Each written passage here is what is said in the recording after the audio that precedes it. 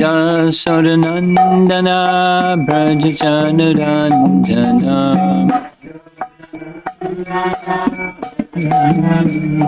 Jasodanandana Brajachanuranjana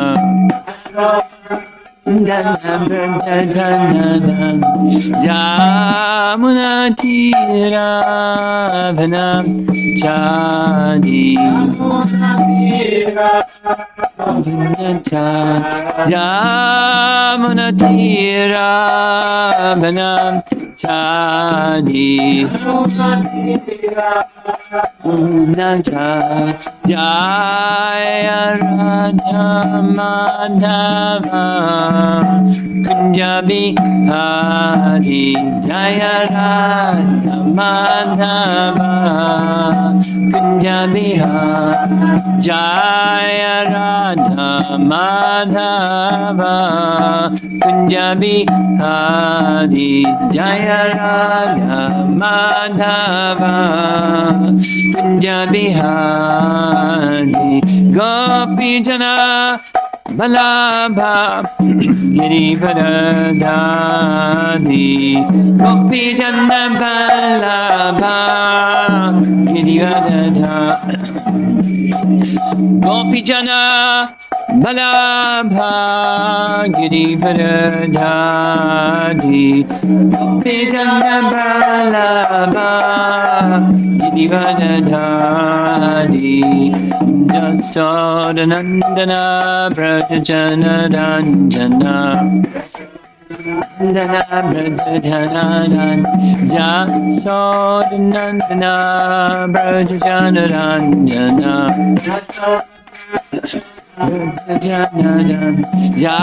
Yamunatira Vanachadi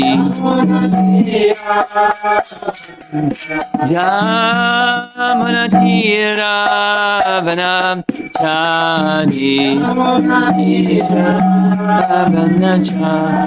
Jaya Radha Madhava Kunjabi Hari Jaya Radha Madhava Kunjabi Hari Jaya Radha Madhava Kunjabi Hari Jaya Radha Madhava Kunjabi Hari Jayo Vishnupad Paramahansa Saraswati Srimad His Divine Grace A.C. Bhaktivedanta Swami Srila Prabhupada Grantaraj Srimad Bhagavatam Ki Gora Premanandi Haribo.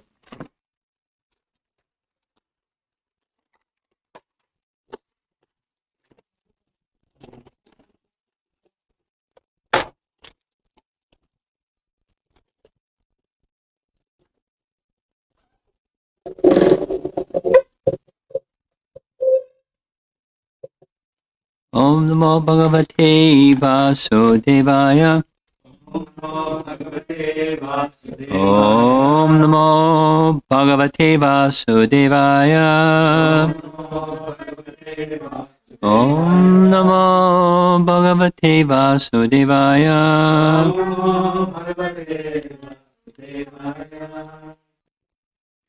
So we're going to finish a section tonight.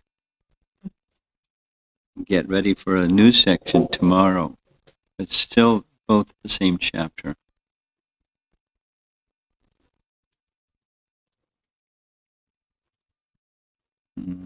Okay. This evening, verse is text 30, and be prepared for hearing an overview of the first 30 verses in the commentary. And it's all about bhakti. Bhakti this and bhakti that. Mixed bhakti, pure bhakti, rejecting gyan, in favor of bhakti. Bhakti, bhakti. Okay, translation. My dear Lord, Brahma says, you you know the context? This is Lord Brahma offering prayers to Krishna in Vrindavan. You know the context? A little bit? Should I give a little context? You know who is Lord Brahma? Yes or no? Yes. So Krishna appears in the earthly realm once in Brahma's day, which is a long period of time. So Brahma went to pay his respects to Krishna in Vrindavan. What he saw was astonishing. He saw Krishna give liberation to a giant serpent, 12-mile long serpent. And he saw how the whole thing happened. He was in the air above, looking down, seeing from his vimana, his swan carrier. And when the cowherd boys, after Agasura was liberated, they were having lunch. And Brahma became curious. I have mystic powers. What's the extent of Krishna's mystic powers? So let me show some of my mystic powers and see what Krishna will do. It was a mistake. And then further mistake was he kidnapped first the calves and then the cowherd boys to see what Krishna would do. He used his mystic power to do that. Put them in a cave. He came back to see what Krishna would do, and there he saw the calves and the cowherd boys. He was bewildered, so he went back and they were in the cave. So he went back and they were having lunch. Krishna wanted to respond to Brahma's curiosity. He showed him there's no limit to my mystic powers. And in this way, Krishna simultaneously manifested himself in identical forms with each calf and each cowherd boy. And he then showed equal number simultaneously, a cowherd boy in the form of Narayan, and another cowherd boy in another form. And there's lots of cowherd boys and lots of calves, each one a form of Narayan, surrounded by each one of the unlimited potencies of Narayan personified, all singing praises of the Supreme Lord. And then simultaneously, so many universes, as many as there were calves and cowherd boys. And then poof, they all disappeared. Brahma fainted and paid obeisances and offered prayers. We've been reading his prayers, and we're up at text 30, and we're going to hear what some of the earlier prayers before text 30 say. It's right in the commentary. But this verse ends a section where the greatness of Krishna, the greatness of the opulences of Krishna are explored or glorified. And then starting the very next verse, he's going to describe the sweetness feature of Krishna. Sweetness feature meaning the intimacy of love of the residents, between Krishna and the residents in Vrindavan. So on the one side, he's the Supreme Lord. On the other side, he does not disclose his divinity to the residents of Vrindavan by his spiritual potency. He covers their understanding of him in that way by his spiritual potency, because they have a very special kind of love, a sweetness kind of love, where they really don't care whether he's, God or not God. They just have such intense love for him.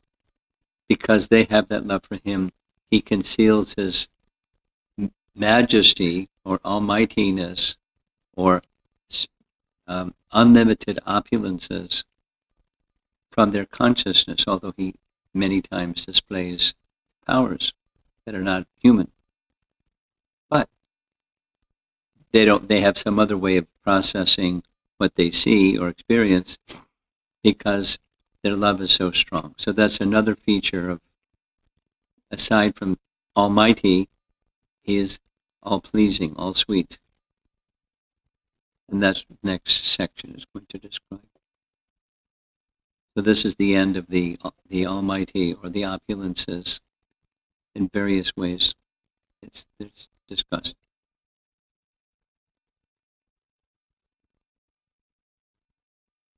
Madhumangal, do you hear that sound? Do you hear a sound?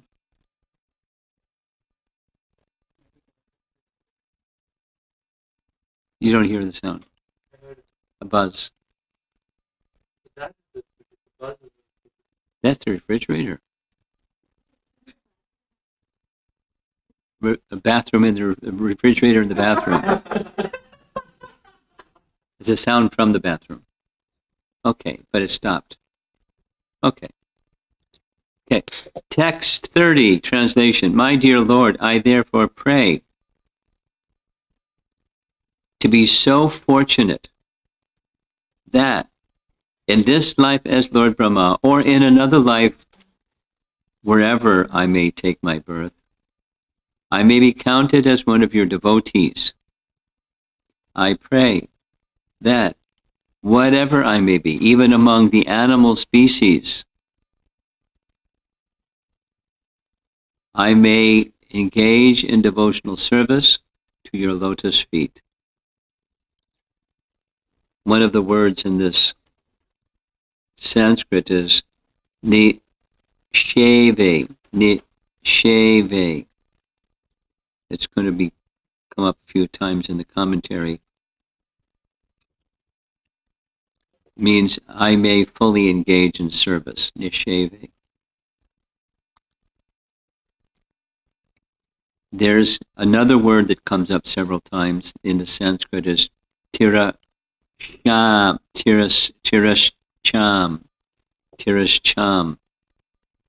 means among the animals. And somehow they get a deer out of the animal. Tirashcham. So he wants bhakti. So the translation sounds something similar to the Shikshastaka verse. Mama janmani shri bhavatad bhakti rahaitik. Whatever happens, let me engage in your unalloyed devotional service. Vishwanath Chakrabarti Thakur writes in his commentary. Interesting. O Brahma, precious jewel of all knowers of sadhya and sadhana. Sadhya means the goal of sadhana, the goal of spiritual practice. The best of all knowers of the goal of spiritual practice and spiritual practice. What is your desire? After describing jnana and bhakti in your prayers, O Brahma, O Master, indicating he wants to be a servant. O Brahma, consider carefully and pray for the most valuable thing. Brahma, yes, I have discerned the most auspicious thing of all, Buddhi, Bhaga. Whether I am born as Lord Brahma, or whether I am born in low species such as deer, Tira, Ram, same word again, some animal species, for many births with no desire for liberation, since I will lose chances to attain bhakti. That is, if I'm hankering for liberation, I'm not hankering for bhakti. If I'm hankering for bhakti, I don't need to hanker for liberation. I'm not asking for liberation.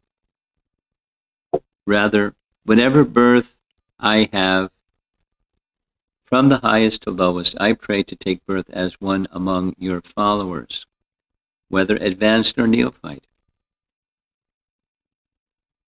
Now here's a summary of the first 30 verses. In the first verse of this chapter, Brahma expresses the excellence of the Lord's sweetness, which is now the topic of text 31, the next section. Sweetness means his intimate exchanges of love in Vrindavan. And Brahma expresses the appreciation for that. Because he saw at least a portion of it with the cowherd boys. They're having a blast. Kutta punya punja. They're just playing with Krishna. Brahma knows Krishna is God, and some of these boys they're just playing with him. How intimate is that relationship? In the 2nd and 13th verse, he praises the Lord's power. And Brahma exhibits a mixture of bhakti and gyan. In the 3rd verse, Jnane Prayasam, he concludes that bhakti is superior. Notice it's all about bhakti. In the 8th verse, he shows the supremacy of pure or kevala bhakti to Krishna. And the 27th, and then back in the 19th verse, he derives kevala gyan. In the 4th and 5th verse, Brahma shows the uselessness of kevala gyan and the success of kevala bhakti. In the 28th and 29th verse, this is number 30, he discusses gyan mixed with bhakti. Yes, he does. In the 24th verse, he discusses Shanta bhakti. Shanta, you know the meaning, Shanta? You know, Shanti, Om Shanti, Shanti, Shanti. So, Shanta bhakti is neutrality. Like the land, or a rock, or some inert object, but there's attraction for Krishna. The wishing to serve Krishna so he can step on me or something like that. Or the water, the Jamuna water, like that.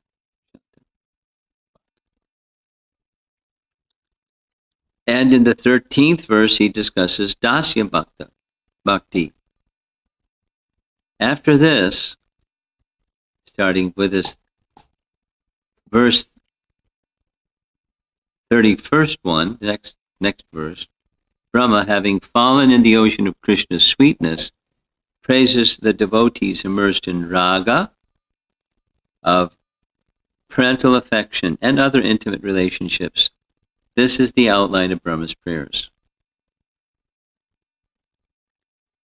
Probably worth it going through that again. Not like so you can remember the numbers, but these are the topics. Bhakti and bhakti, different features and less perfect, more perfect, most perfect features. Where bhakti is neglected, total by kevala gyan or absolute speculation. I'll read it again. It's a short paragraph. In the first verse of this chapter, Brahma expresses the excellence of the Lord's sweetness. In the 2nd and 13th verse, he praises the Lord's power, which exhibits a mixture of bhakti and gyan, or Brahma's exhibiting a mixture of Brahma and gyan. In the 3rd verse, namely Jnane Prayasam verse, he concludes that bhakti is superior between bhakti and gyan. In the 8th verse, he shows the supremacy of pure or kevala bhakti. Kevala means absolute. Absolute, nothing but squeaky clean bhakti to Krishna. Supremacy. In the 27th and the 19th verse, he derides kevala gyan, or absolute speculation. In the 4th and 5th verses, Brahma shows the uselessness of kevala gyan and the success of kevala bhakti. In the 28th and 29th verses, two preceding ones, he discusses gyan mixed with bhakti.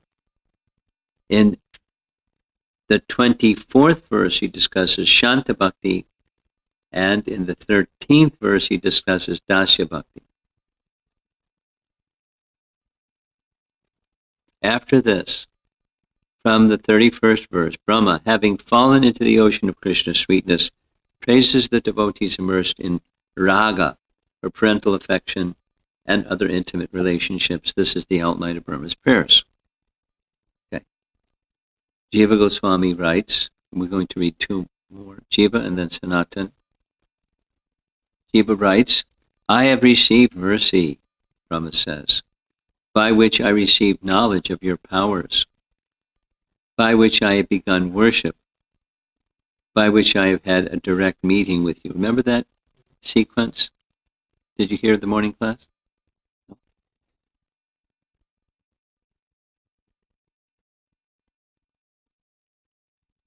see. You recall? Yes, thanks.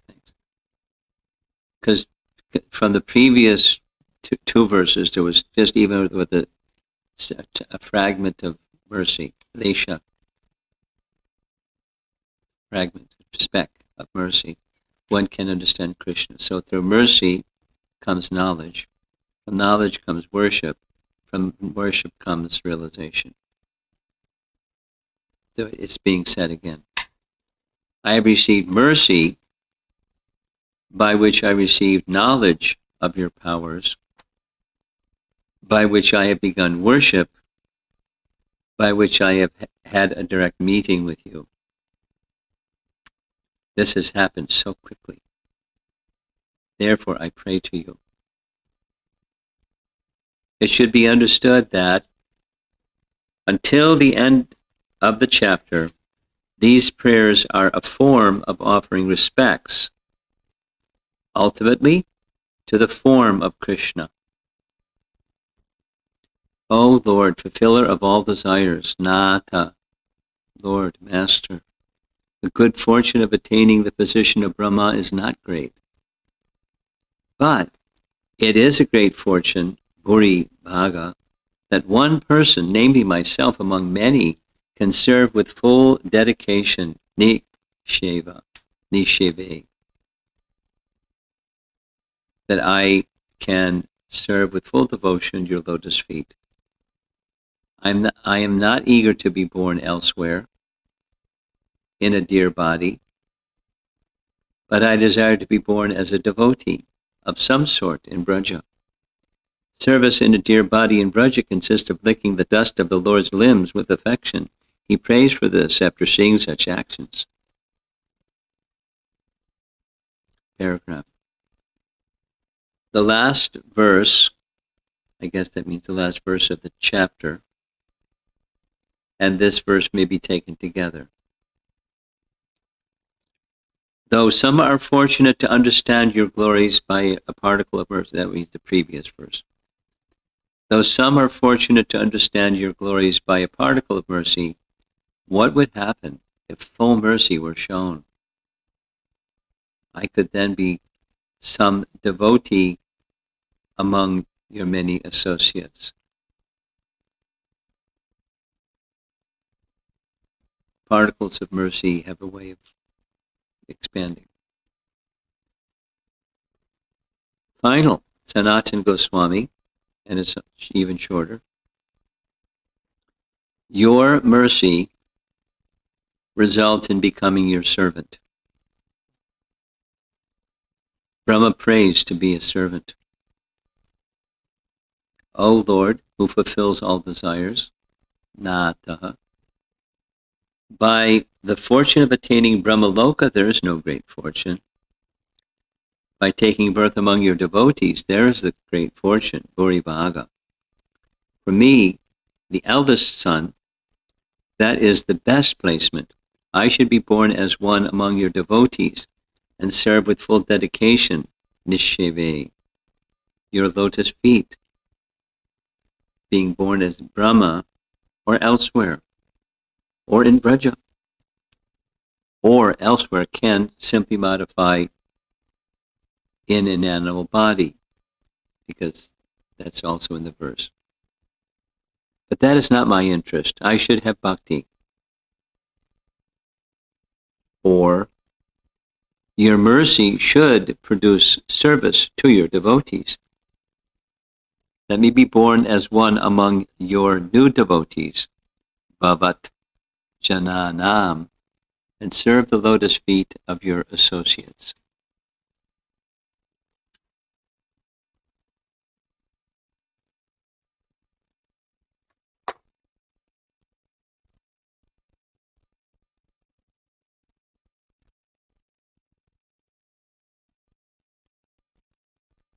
He's naturally, to achieve that position of Brahma. In one place it says, there's other places that give descriptions, but one place says 100 lifetimes of flawless observance of varnashram. Try like 1 hour.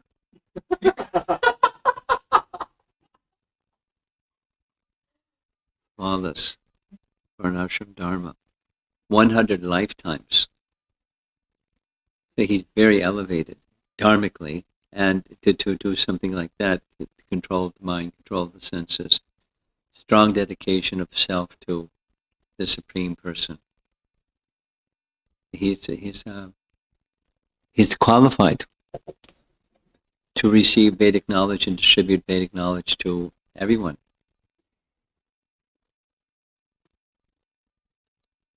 And his conclusion is, I want to be your devotee. Now he's made an offense and there's no indication from Krishna that he's going to spank him or reprimand him or have him take birth again and again for his offense or anything like that. But he's not seeking liberation.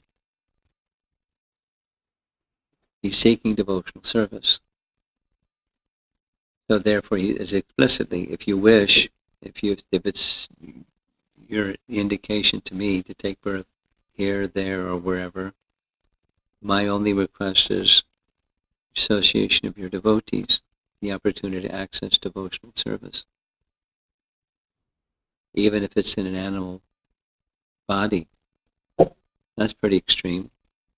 I don't think too many devotees are volunteering. If you want to put me in an animal body, it's fine with me.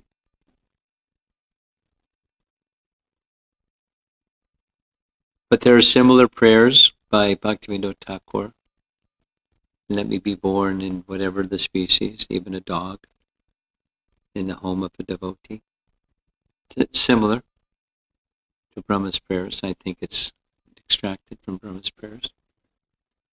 But it's the same mood.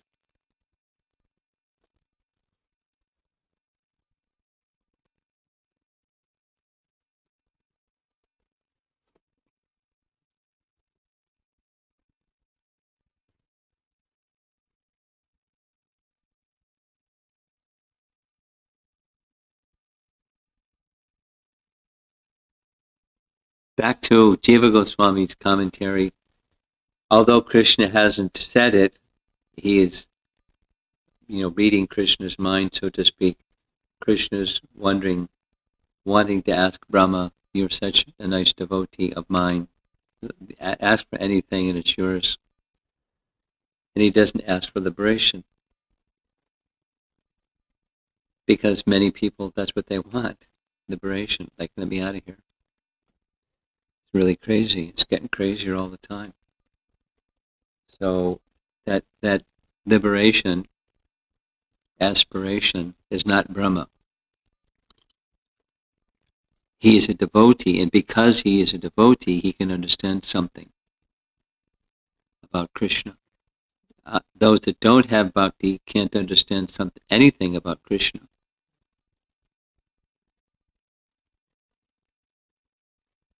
They can understand, to some extent, they can understand Brahman, the impersonal Brahman, by the Gyan process at best. Then there's, in these pairs, so many refutations of that Gyan conception. I mean, our Acharyas offer that explanation. And Brahma is not going specifically into the impersonal conception looks like this or that, but he's rejecting it in principle to understand transcendence, and then the supreme, Jiva, Paramatma, Bhagavan, Krishna says Swayam Bhagavan.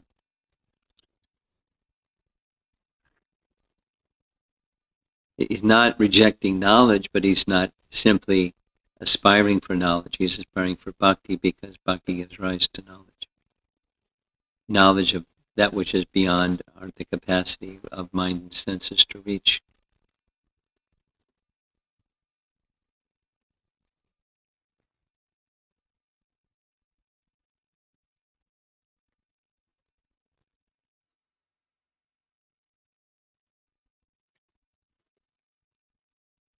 It does. The verse reminds me of Shikshastika. Nadanam, najanam, sundari. Lord Chaitanya's prayer. Do you know Lord Chaitanya, the Shikshastika verses? Have you heard of them? Really? Where'd you hear of them?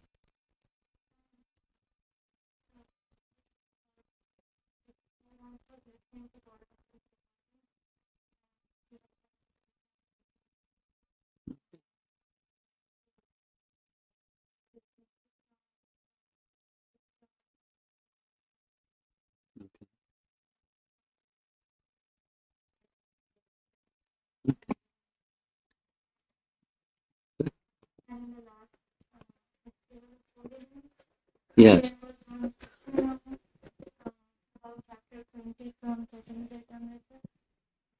Yes. Yes. Until the last chapter. So in that one, there was one lecture. I'm very bad with names, so I forgot the Prabhuji who was giving the lecture. It was a Saturday afternoon lecture, and he was talking about those verses and the Shikshashtakam. So, Okay. Yeah, so I went You've to been that. introduced. They're very profound. It's reciting them and meditating on them, and all kinds of nice things keep coming, fresher, newer, nice things come from them. They're very important verses.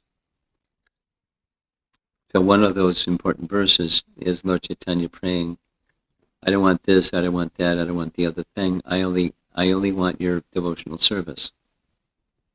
Birth after birth. I don't want liberation either. I want devotional service. So if devotional service comes in the spiritual realm or in the material realm or in whatever species or whatever circumstance, just please give me devotional service. That is a desire, and that's Brahma's desire. Association of devotees means devotional service. Devotional service means, Krishna will send devotees, even if you have to make your own devotee association. Okay, so let's see if there's some discussion. 7 o'clock. Yeah. One thing that you said is that Lord Brahma's conclusion after the 100 lifetimes of flawless dharma, becoming qualified to be Lord Brahma, and then recipient of the Vedic wisdom is, I want to be a devotee. Yes. And so my assumption is that his conclusion of, I want to be a devotee, is because Lord Brahma is pure intelligence. Yes. So his conclusion, I want to be a devotee, is of a superior quality or grade to, let's say, someone like me saying, I want to be a devotee.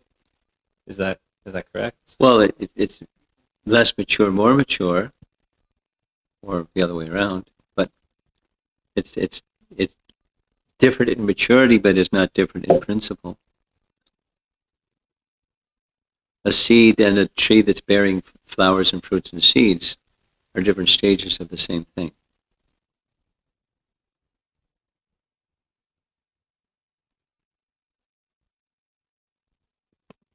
So then with that, Lord Brahma is saying that with a much clearer understanding of what that statement even means. Oh, yeah.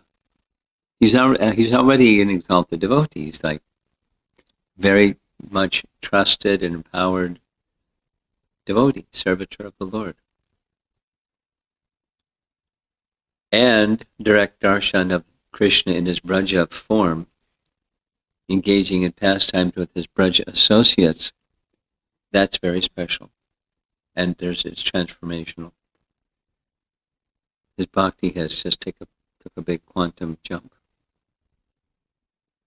Although he's the most exalted person before that.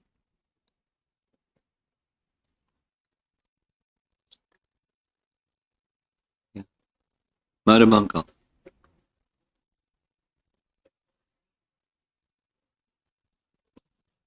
Where are the wipes? Who has them? We got one. Keep them handy. Thank you. Go ahead. It's wipes.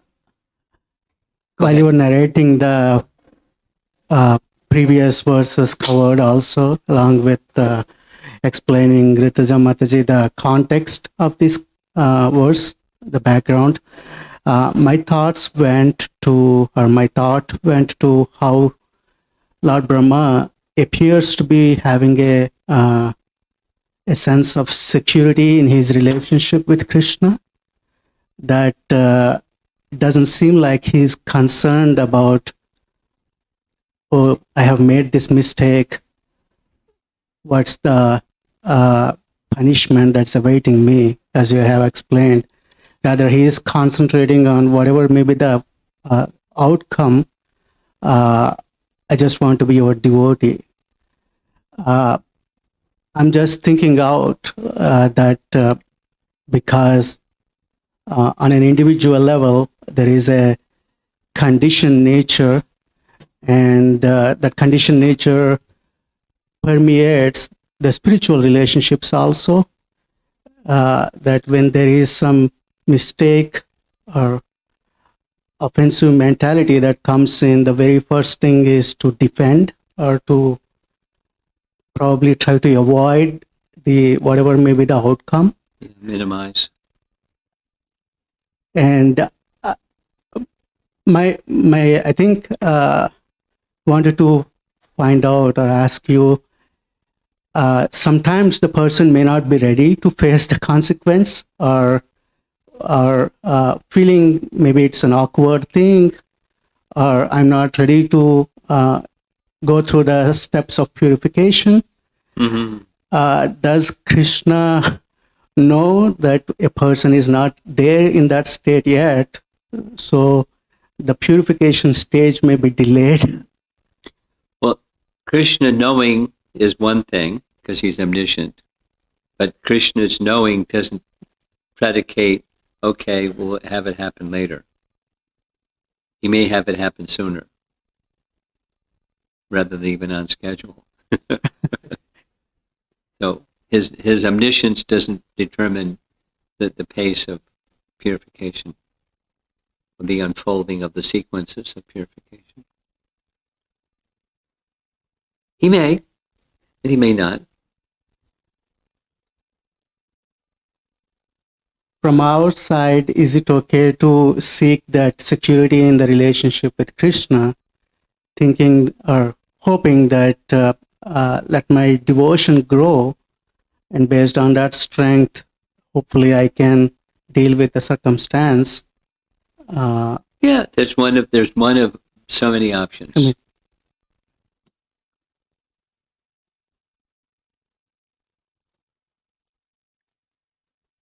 Don't run and hide, though. It's easy to say later, and it becomes forever later.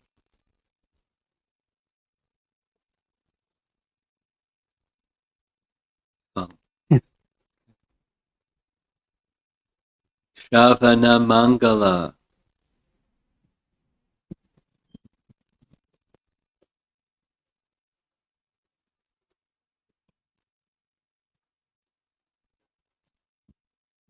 Guru Maharaj, the point you mentioned, when one receives mercy, through mercy comes knowledge, through knowledge comes worship, through worship comes realization. I really like that flow. I'm trying to understand categories of mercy in it. I had a conception, mercy itself is a realization. Maybe I need to reconfigure, but I want to hear from you. One may be getting mercy and not have a realization one's getting mercy.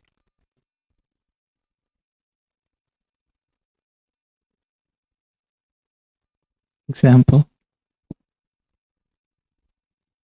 The sun is shining. Hmm.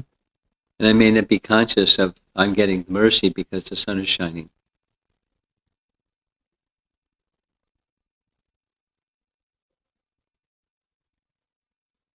So therefore, one who is not conscious of getting mercy, he won't be having a realization of knowledge.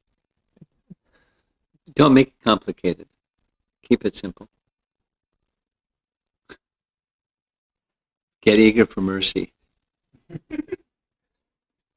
When mercy comes, one of the symptoms that mercy has come is knowledge will strengthen. Now, mercy means, in one sense, mercy means bhakti because knowledge arises from bhakti. The mercy means.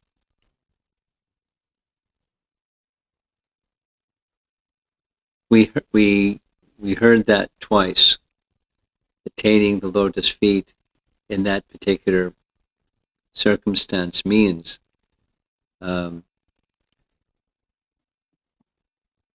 bhakti. Mercy means bhakti in practical how it plays out. You get mercy.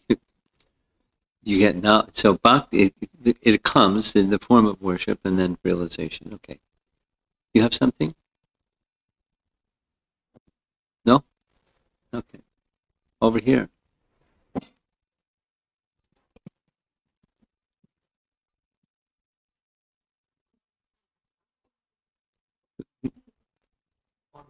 Online. Online people feel left out when we don't call on them.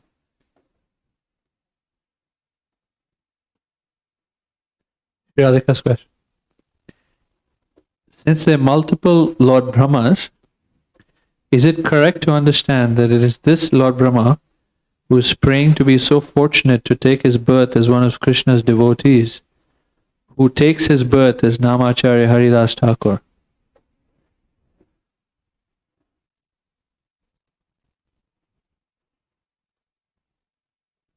Is it correct to understand that the Brahma who is offering this prayer is the same Brahma who became Haridas Thakur?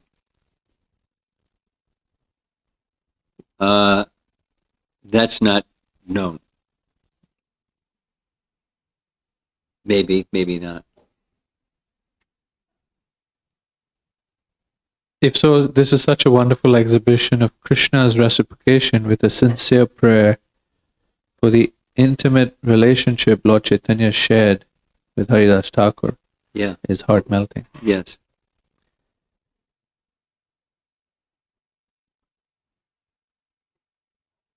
Just to comment on that, Maharaj, didn't Bhaktivinoda Thakur say that it was the Brahma had committed this mistake and then... But which Brahma? That's her question. Yeah. Okay. This is from Srinidhi from Houston. Sanchari's sister. I'm trying to understand your explanation of Lord Brahma's statement. I want to be a devotee. You had stated that it shows a difference in maturity, but not on principle. I'm trying to understand if that desire to be a devotee and serve is consistent across different devotional experiences or levels of devotion. Yes.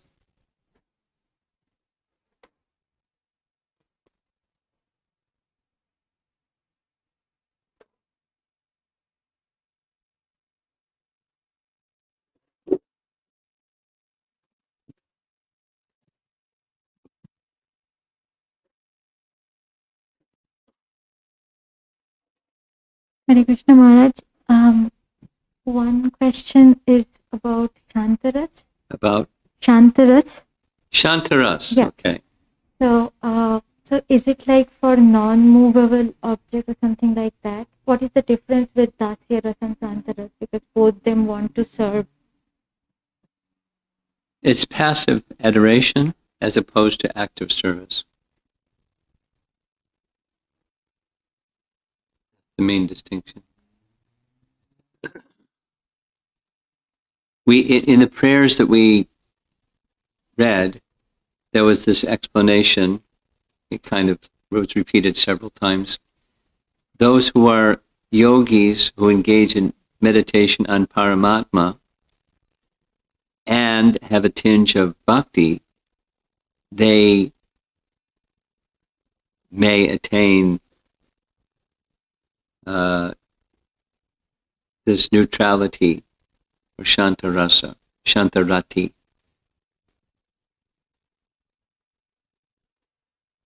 We find, however, that Krishna even is so merciful and so bountiful that he provokes or stimulates those in Shantarasa to ecstasy. The rocks melt and the waves stand still and the waves reach their arms up in the air to catch some dust from Krishna. This is in chapter 35 of Canto 10.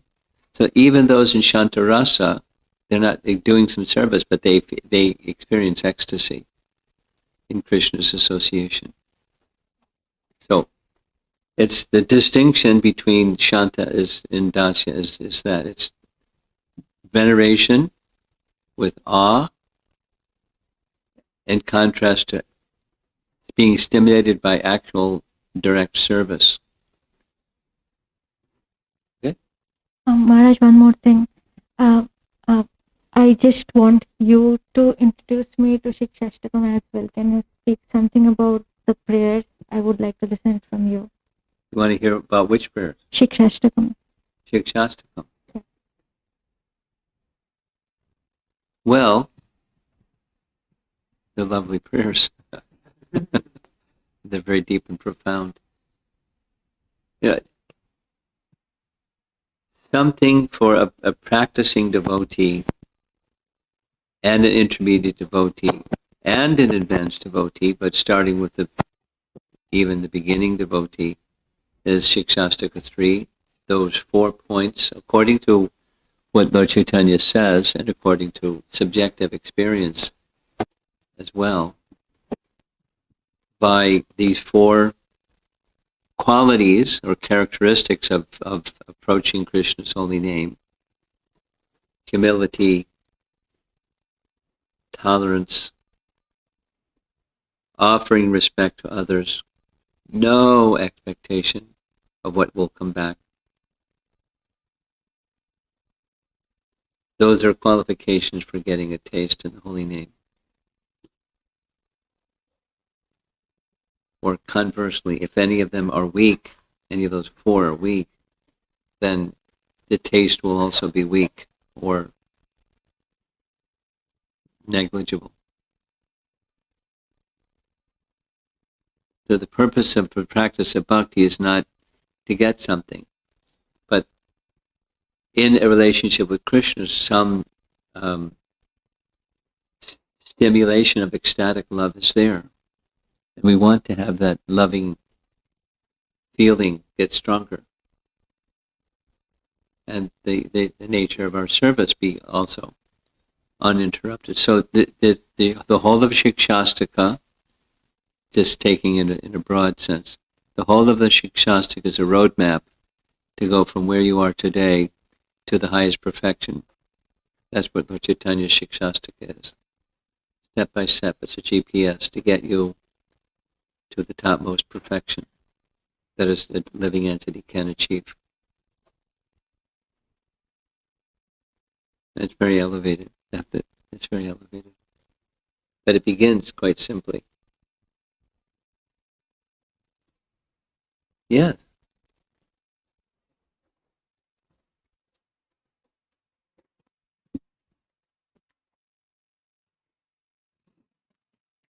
So Maharaj, in today's class, we are hearing that Lord Brahma is seeking for mercy. That no matter, please keep me as your servant, even if it is in an animal body, whatever it is, now just engage me in your service. So I was thinking that while as a practicing devotee, we are also, once in a while even thinking about, please make me your servant, or what, just give me your service.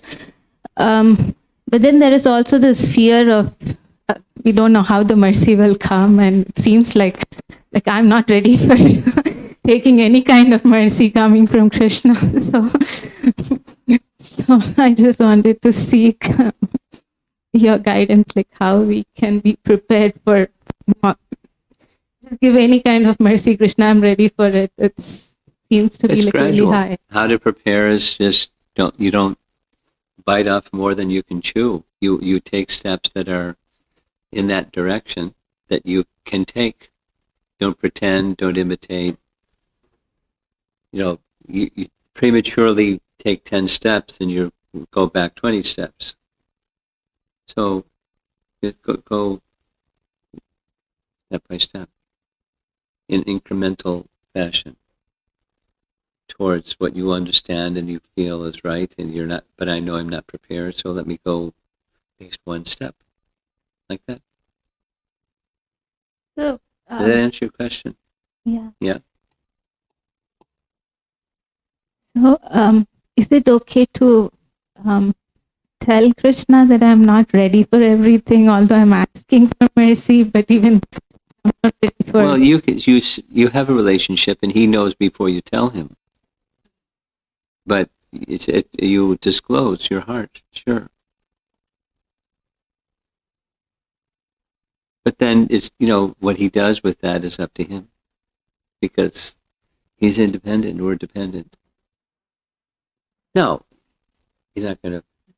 His nature doesn't force, but he does show kindness, and as well he knows our capacity, as well as our willingness, unwillingness.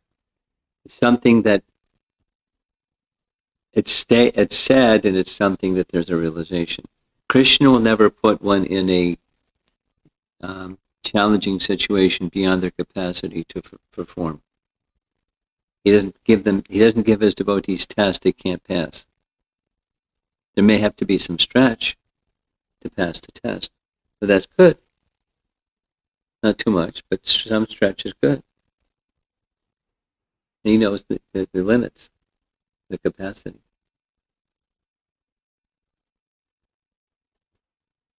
Okay, do we have more online? One more.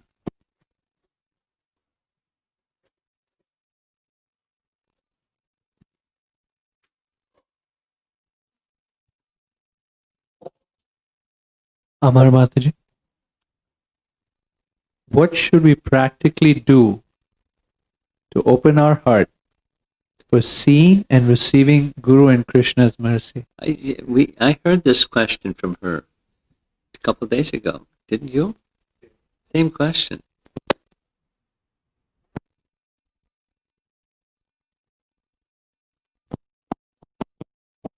Find a Vaishnava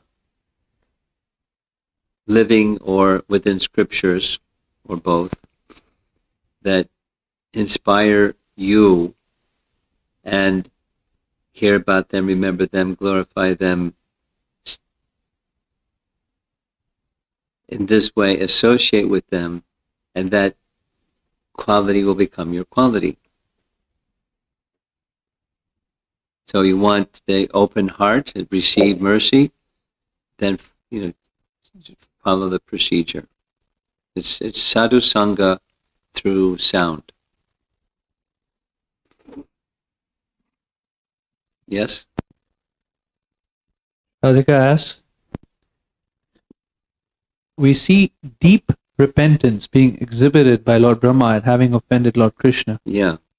He offers heartfelt glorifications and prayers and makes a firm resolve to move forward with his service, Yes. dedicating his body, mind, and words. Some mistakes we make might not be blunders, yet in the assembly of Vaishnavas, if sensitivities are overlooked, Krishna may become very displeased with us. Coming from ruffian, uncultured upbringing, it is not easy to become sensitive.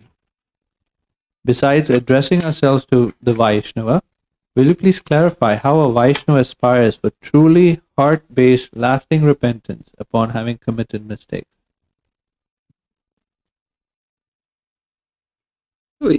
This question is a longer version of the previous question.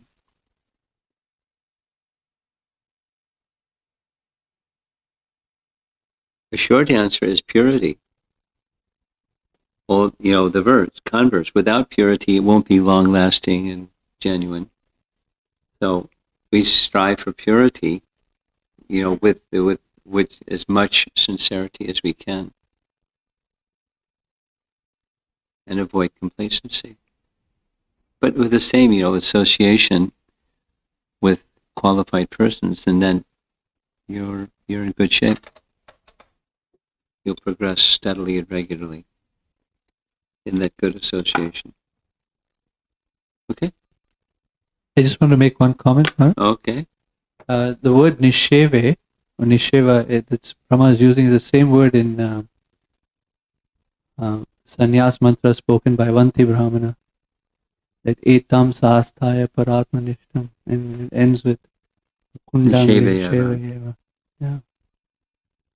Yeah. It's not exactly a sannyas mantra, but it's a prayer. Yeah. Sure.